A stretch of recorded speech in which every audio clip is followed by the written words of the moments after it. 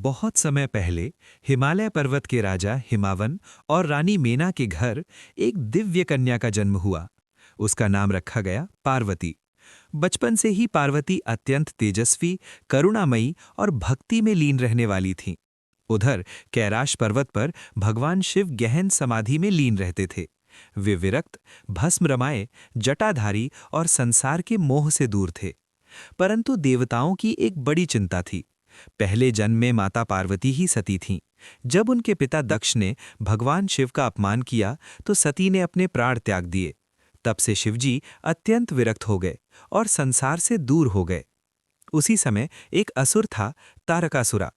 उसने कठोर तप कर वरदान पाया कि उसका वध केवल शिव के पुत्र द्वारा ही हो सकता है। लेकिन शिवजी तो समाधि में लीन थे, विवाह का कोई विचार ही नहीं था। देवताओं ने सोचा, यदि शिव और पार्वती का विवाह हो जाए तभी संसार का कल्याण होगा। पार्वती ने बचपन से ही शिव को अपना पति मान लिया था। जब वे युवावस्था में पहुंची तो उन्होंने कठोर तपस्या करने का संकल्प लिया। वे जंगल में चली गईं, वर्षों तक केवल फल फूल खाए, फिर पत्तों पर रहीं और अंत में केवल वायु पर जीवित रहीं।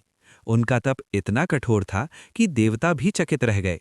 एक दिन शिवजी ने उनकी परीक्षा लेने का निश्चय किया। वे एक साधु का वेश धारण कर पार्वती के पास पहुंचे और बोले, देवी, आप इतने कठोर तप क्यों कर रही हैं? पार्वती ने विनम्रता से कहा, मैं भगवान शिव को पति रूप में प्राप्त करना चाहती हूँ। साधु बने शिव बोले, शिव तो अजीब हैं, भस्म लगाते हैं, शमशान में रहते हैं, गले में सांप धारण करते हैं। आप जैसी सुंदर राजकुमारी उनके योग्य कैसे?